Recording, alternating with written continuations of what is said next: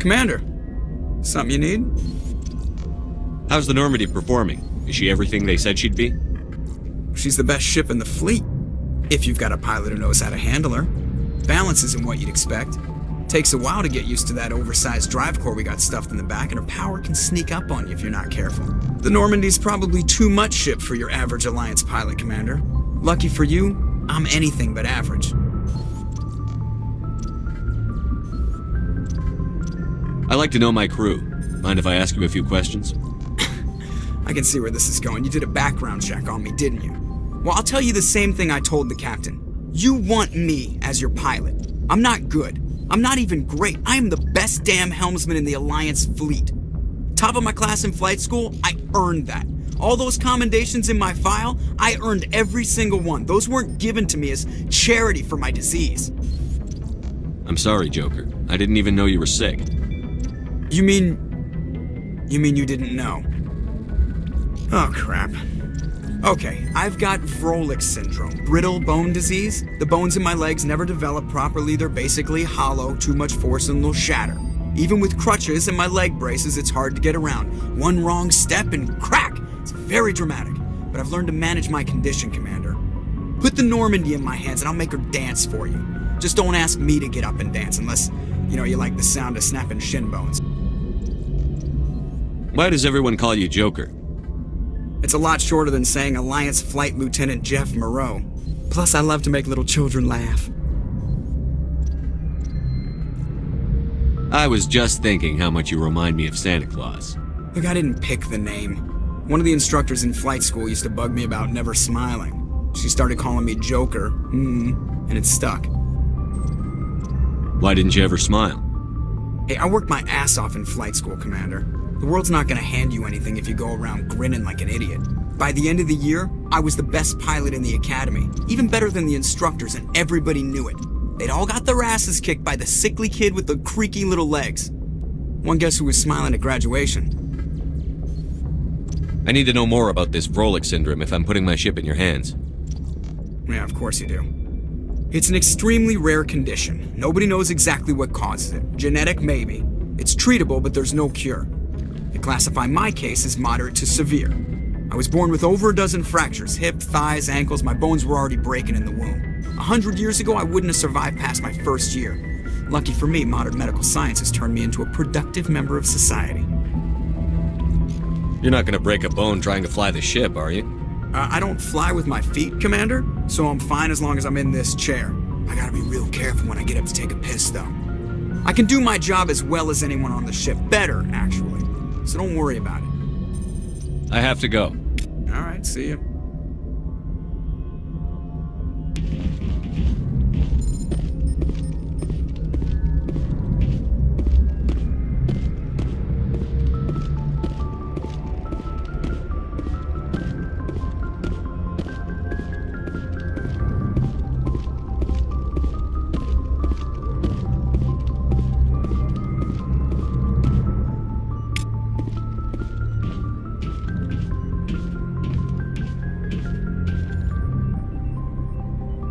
If anyone has to take over for Captain Anderson, I'm glad it's you.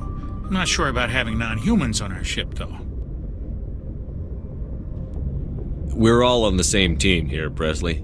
With all due respect, sir, that's what they said about Nihilus. Look how that turned out. I'm in charge here, Presley. I decide if we have non-humans on this vessel. Yes, sir. Understood, sir.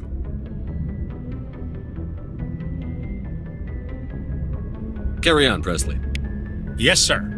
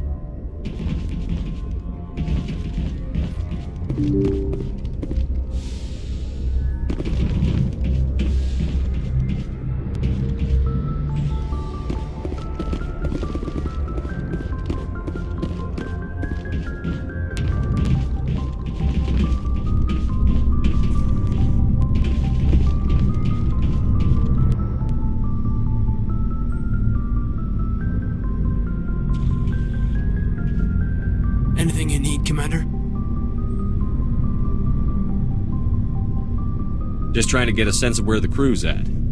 Thoughts? I've wasted enough of your time for now, Commander. We'll have time for personal debriefings later. What's your opinion on the last mission? I don't see how we could have done things any better. At least not without getting to Eden Prime sooner. And we were on the scene faster than any other Alliance ship could have been. We'll talk another time, Lieutenant. Commander?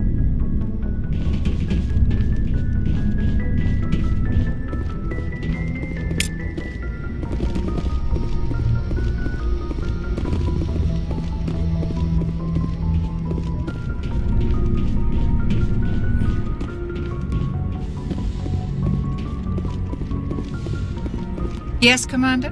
Is there something you need? How well do you know the Lieutenant? I'd never worked with him before this mission. But he has an impressive service record, over a dozen special commendations. Tends to keep to himself, though.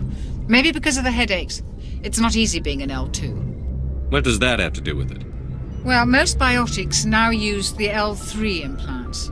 Lieutenant Alenko was wired with the old L2 configuration. Sometimes there are complications.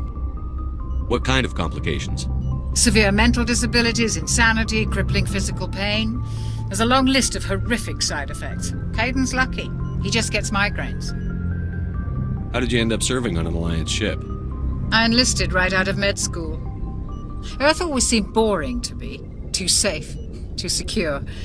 I figured the colonies were teeming with exotic adventure. I wanted to travel the stars, tending the wounds of tough soldiers with piercing eyes and sensitive souls. Turns out military life isn't quite as romantic as I'd imagined. But humanity needs the Alliance if we want to keep expanding through the Traverse, and the Alliance always needs good doctors. So I stayed on to do my part. Ever think you made the wrong choice? Sometimes I think about opening a private practice back on Earth. Or maybe taking a position at one of the new med centers out in the colonies. But there's something special about working on soldiers. If I left the Alliance now, I'd feel like I was abandoning them. I should go. Goodbye, Commander.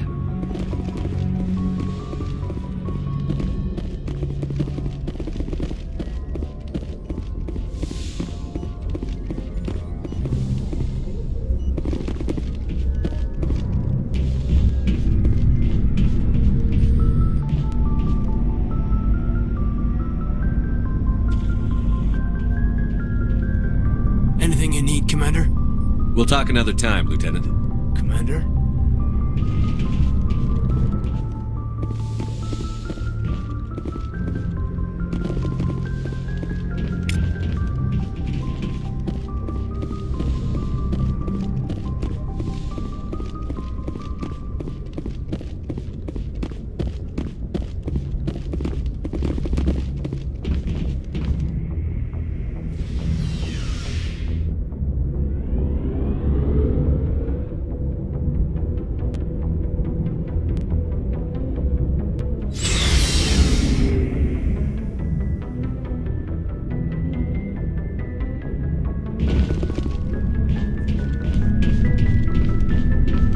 Thanks for bringing me on board, Commander.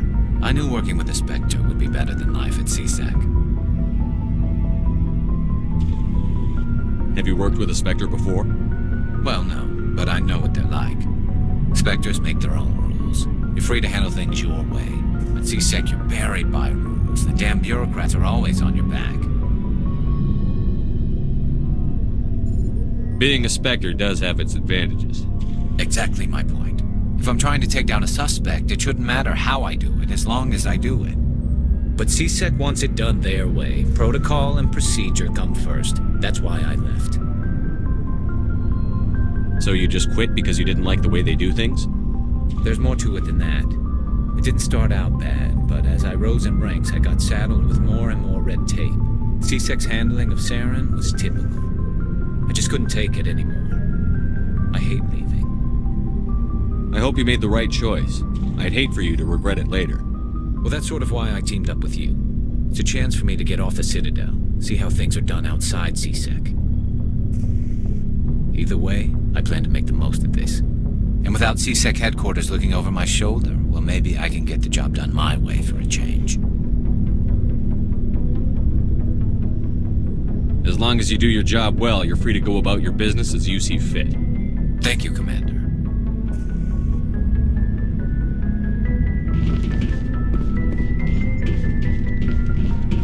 Nice ship you've got, Shepard. What can I do for you? What's your story, Rex? There's no story. Go ask the Quarian if you want stories. You Krogan live for centuries. Don't tell me you haven't had a few interesting adventures. Well, there was this one time the Turians almost wiped out our entire race. That was fun. I heard about that. You know, they almost did the same to us. It's not the same. It seems pretty much the same to me. So your people were infected with a genetic mutation? An infection that makes only a few in 1,000 children survive birth? And I suppose it's destroying your entire species?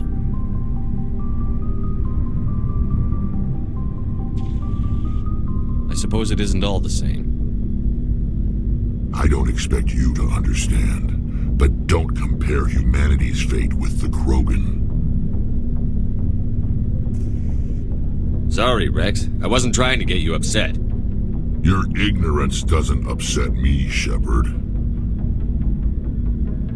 As for the Krogan, I gave up on them long ago. The genophage infected us, but it's not what's killing us.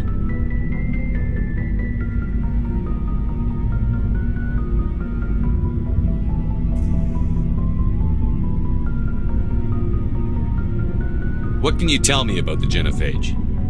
Ask the Solarians if you want details. They made it. All I know, it makes breeding nearly impossible. Thousands die in stillbirth, and most never get that far. Every Krogan is infected, every one, and no one's rushing to find a cure. Why don't the Krogan try to find a cure? When was the last time you saw a Krogan scientist? You ask a Krogan, would he rather find a cure for the genophage or fight for credits? He'll choose fighting every time. It's just who we are, Shepard. I can't change that. Nobody can.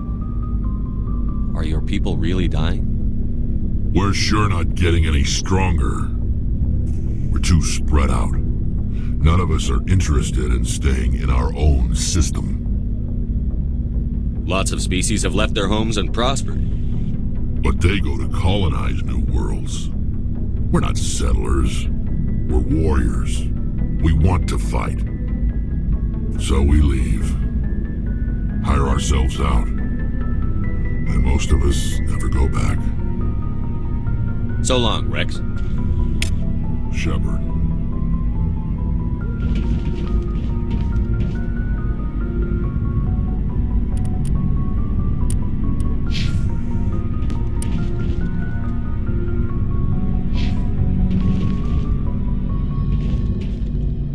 Commander? Do you have a few minutes to talk one-on-one? I'm sorry, Commander. I need to get my duty squared away. I wouldn't mind talking more later, though. What's your opinion on the last mission? Kinda wish you'd got there sooner, Commander. No offense, I appreciate the rescue. I just wish... You wish we'd been able to save the rest of your unit? Yes, sir. If I had been more alert, we wouldn't have been cut down by an ambush.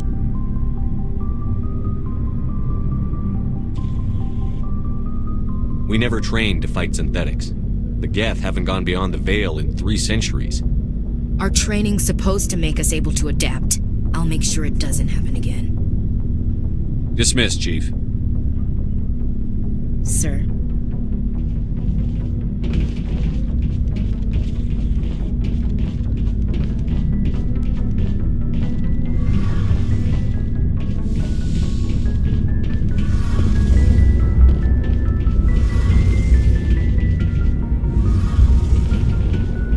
Your ship's amazing, Shepard.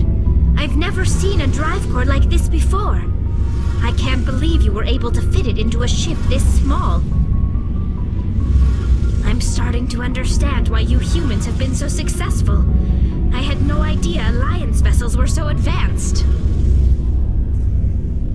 The Normandy's a prototype. Cutting-edge technology.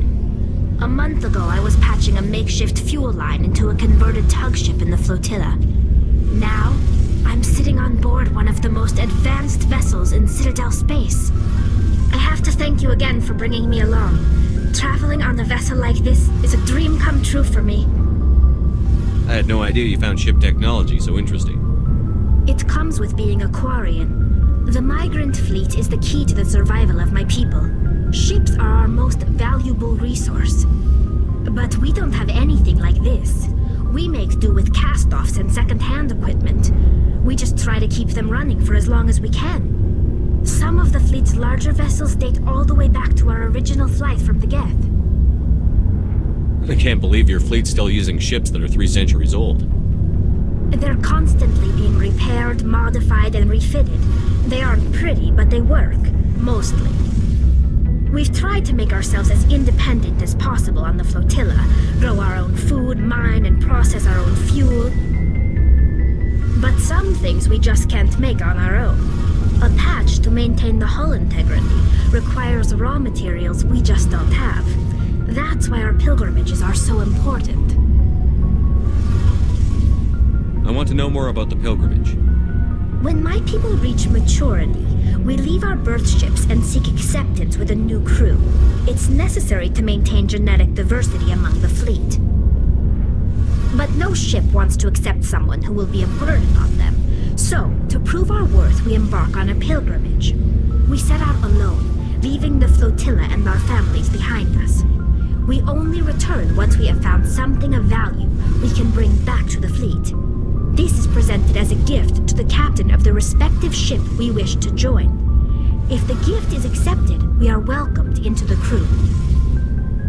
Can a captain choose to reject the gift? That doesn't happen often. Most captains are eager to increase the size of their crew. It increases their own standing in our society. Even when a gift is not particularly valuable, the captain usually accepts it out of a sense of tradition. However, there is a stigma to presenting a substandard gift.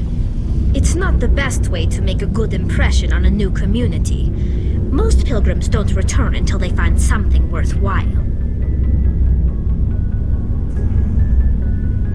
I can't believe they just send you off alone. It's not like they just cast us out.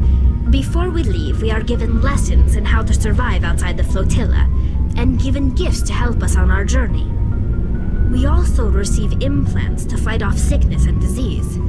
Generations of living in an isolated and highly controlled environment have left our immune systems weaker than most. By the time we leave the fleet, we are well equipped for the pilgrimage. This is a rite of passage for all Quarians. If it were dangerous, our numbers would suffer. Virtually every pilgrimage ends with a triumphant return and the ritual presentation of the gift to one of the fleet's captains. I want to talk about something else. Like what? I want to know more about the Geth. I doubt I can tell you anything you don't already know. It's been almost 3 centuries since they drove my people into exile. All I know is the story of their origins, what they were when we created them, and how they turned on us. Interesting. The Geth were originally created to serve as an automated manual labor force. Initially, their intelligence was as limited as any VI. Over time, we made small modifications to their programming to allow them to perform more varied and complex tasks, bringing them closer and closer to true AI status. How come the Council didn't step in and stop you? This wasn't true AI research. We may have been skirting the bounds of the law, but we never did anything that was actually illegal. The changes were so insignificant, so gradual, that we were able to control them. Or so we thought. But one thing we underestimated was the power of the neural network. 1 million Geth thinking simultaneously created an inherently unstable matrix. So, the Geth share brain power? Many of the Geth's logic systems were designed to work in concert with other nearby Geth. Basically, the more of them you have in a group, the smarter they are. So there's some sort of group consciousness. No, nothing like that. They cannot share sensory data or information. Their programming cannot handle that much simultaneous input. Each Geth maintains an individual awareness and identity. The neural network only operates on a process-based level. It's basically the synthetic equivalent of a subconscious. But when they're in close proximity, they can coordinate low-level functional processes, freeing up more capacity for original or independent thought. That doesn't make any sense. I'm probably oversimplifying. The Geth are incredibly advanced and complex creations. All you need to know is that they get smarter when they gather in large numbers. As we built more and more Geth, their effective intelligence became more sophisticated, more abstract. One day, a Geth began to ask its Quarian overseer questions about the nature of its existence. Am I alive? Why am I here? What is my purpose? As you can imagine, this caused a near panic among my people. What did you do? It was inevitable the newly sentient Geth would rebel against their situation. We knew they would rise up against us, so we acted first. A general order went out across all Quarian-controlled systems to permanently deactivate all Geth. The Geth responded to this order violently. You can't blame them for fighting for their survival. We had no other choice. The Geth were already on the verge of revolution. By acting quickly, we had a chance to end the war before it began. The hope was that most of the Geth would still be little more than machines, incapable of organized resistance. But they had progressed much further than anyone anticipated. The war was long and bloody. Millions upon millions of Quarians died at their hands. In the end, we were forced to flee our own homeworld. We feared the Geth would pursue us, but they never came beyond the Veil. Now we drift through space, exile searching for a way to reclaim what was once ours.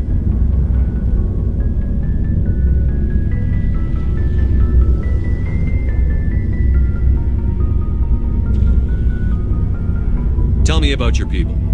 Our lives aren't easy. Resources are scarce, and we are constantly on the move. Everything we do must in some way contribute to the continuation of the migrant fleet. There are 17 million Quarians in the flotilla, and each of us relies on the others for survival. The bonds among my people are strong. Unfortunately, we have had to surrender many of the freedoms and civil liberties other species take for granted. What kind of freedoms? Well, it's illegal for parents to have more than one child. If our population grows too much, it would strain our resources to their breaking point. Of course, we also can't allow our numbers to become too few. If our population is in decline, the rule against single births is temporarily repealed. In extreme cases of population decline, incentives are even offered to encourage multiple births, though the Conclave hasn't had to take such measures in nearly a century. That's your government. The Conclave is our civilian branch of government. Each ship can elect a representative to serve on the Conclave and make decisions that affect the fleet as a whole. On matters that affect an individual ship, however, the captain has the final say. It's a tradition that dates back to the early days, when the fleet was governed by martial law. Fortunately, most captains nowadays are smart enough to have an elected council from their crew to give them advice and guidance. So the ultimate power rests with elected officials. In practice, the Conclave and the respective council for each ship tend to set the rules that govern our daily lives. But in theory, we are still under military jurisdiction. The 5 top-ranking military officials in the fleet serve on the Admiralty Board. These 5 have the power to overrule any decision by the Conclave in case of emergency. To do so requires unanimous agreement among the Admiralty, and they can only do this once. After that, the entire board must resign their posts. It's a safeguard that served us well. In nearly 3 centuries, the Admiralty Board has only overruled the Conclave 4 times. I should go. See you later. Hey, Commander, you know that Quarian, Tally? She's been spending all her time down here asking me about our engines. I'll tell her to leave you alone. What? No, she's amazing. I wish my guys were half as smart as she is. Give her a month on board and she'll know more about our engines than I do. She's got a real knack for technology, that one. I can see why you wanted her to come along. I figured she'd be a real asset to the team. You got an eye for Tally, Commander, but I'm guessing that's not why you came down here. Where else have you served, Adams?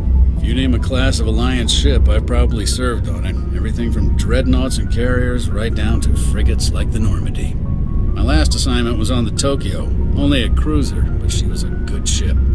Couldn't hold a candle to the Normandy, though. I want to know more about the Normandy. She's the best ship I've ever served on, probably the fastest vessel ever designed, and she's the only one using the new Tantalus drive core. What's so special about the Tantalus drive core? Proportionally, it's about twice the size of any other vessel. Not only are we faster, we can run at FTL speeds longer before we have to discharge the core. Fill me in on the IES stealth systems. How does it work exactly? You can't hide a ship out in space. They emit too much heat and radiation, too easy for sensors to pick them up, unless you find a way to capture those emissions. So our stealth systems trap the energy we give off in storage sinks built into the ship itself, no emissions to give away our location. Eventually the sinks have to be vented. More than a few hours silent running and they overheat, cook us inside our own hull. There's no way for anyone to detect us? A visual scan can still pick us up. Anyone looking out a window can see us plain as day. But you have to be pretty close to get an actual visual out in space. Most vessels rely on scanners. As long as the stealth systems are engaged, they can't see us. Not unless we accelerate to FTL speeds. Why doesn't it work with faster-than-light travel? Cranking up the FTL blue shifts our emissions, pushes them into frequencies too high to capture in the sinks. As soon as we make the jump, it's like setting off a flare. Sensors can pick up our location whenever we enter or exit FTL flight, but for short-range missions, our stealth systems are amazing, and we've got the only one. Carry on, Adams. Aye, aye, Commander.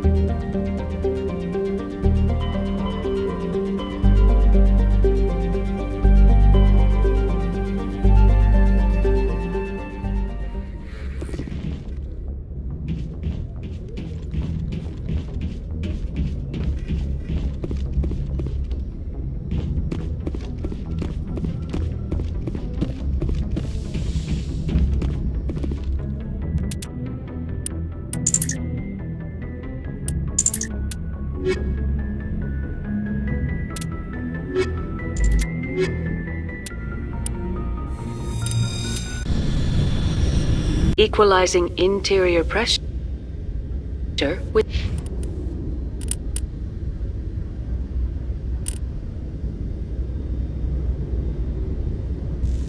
exterior atmosphere. Logged. The commanding officer is ashore. Exo Presley has the deck.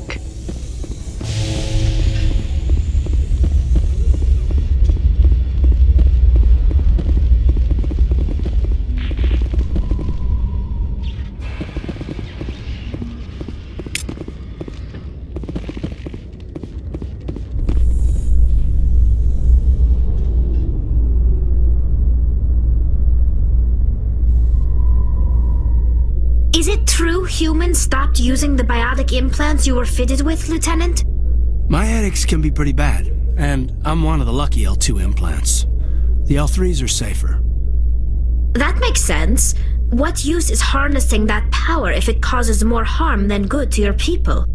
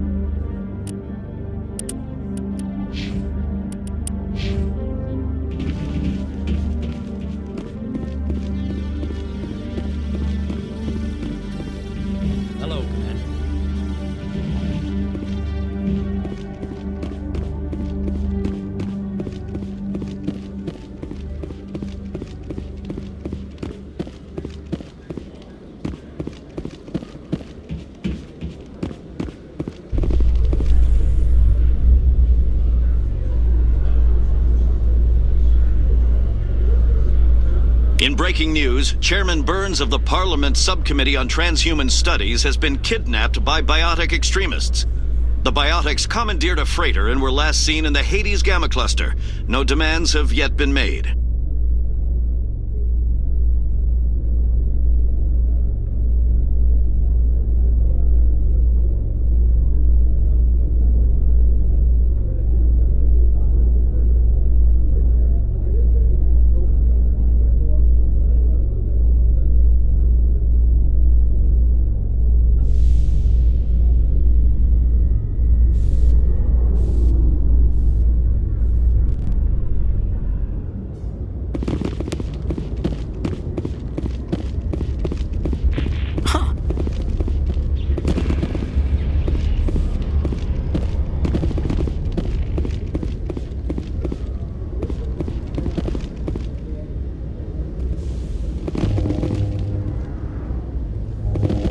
see half the Citadel from up here.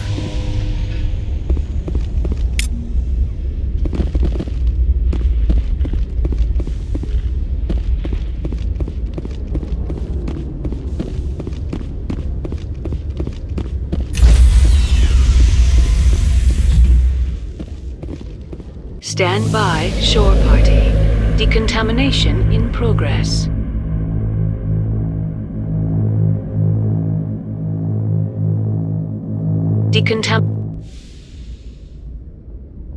Logged. The commanding officer is aboard. XO Presley stands relieved.